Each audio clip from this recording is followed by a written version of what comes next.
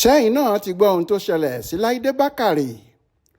Ọ̀kan lára àwọn òṣèré tíátà ilẹ̀ wa ní Laide Bakare ní gómìnà ìpínlẹ̀ Ọ̀ṣun sẹ́nẹ́tọ̀ Adémọ́lá Adélékè ti yàn gẹ́gẹ́ bí olùrànlọ́wọ́ pàtàkì lórí ọ̀rọ̀ àṣà, ìṣẹ̀ṣe àti ibùdó nǹkan ìṣẹ̀ǹbáyé báyìí.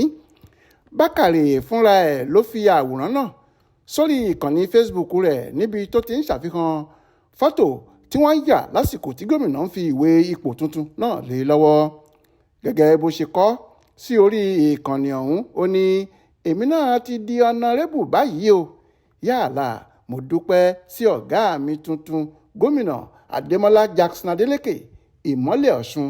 Ẹ ṣeun púpọ̀ fún ìfọkàntán àti àǹfààní láti sin ìlú. Mo ṣèlérí láti sa ipá mi kí Ọlọ́run ràn mí lọ́wọ́.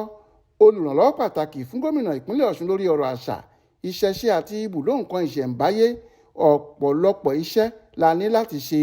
Gbogbo ẹ̀yin èèyàn rere nípínlẹ̀ Ọ̀ṣun àti ní orílẹ̀-èdè Nàìjíríà, ìgbà ọ̀tun ni fún mi láti bẹ̀rẹ̀ ìrìn àjò mi sínú òṣèlú láti ibí. Kí Ọlọ́run bùkún orílẹ̀-èdè Nàìjíríà o. Tẹ́ ò bá gbàgbé, látìgbà tí gómìnà Adélékè ti ń ṣèpolongo ìbò fún ìdìbò gómìnà ọdún 2018 ní Laide Bakare àtàwọn òṣèré kan ti máa ń pòyì Ọ̀ṣun. Wọ́n jọ máa ń ṣèpolongo ìbò káàkiri ni, ṣùgbọ́n tí Adélékè kò wọlé nígbà náà.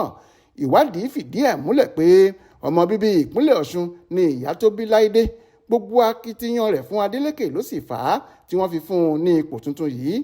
Ọ̀pọ̀ àwọn òṣèré àtàwọn alátìlẹyìn Laide ni wọ́n ti ń kí i kú oríire tí wọ́n sì ń gbàdúrà fún pé àṣeyè tí alákànṣepo ni òṣèré náà yóò ṣe nídìí iṣẹ́ tó ṣẹ̀ṣẹ̀ yàn láàyò yìí. Florence Babasola ló ṣàkójọpọ̀ ìròyìn ọ̀hún fún Aláròyé online television.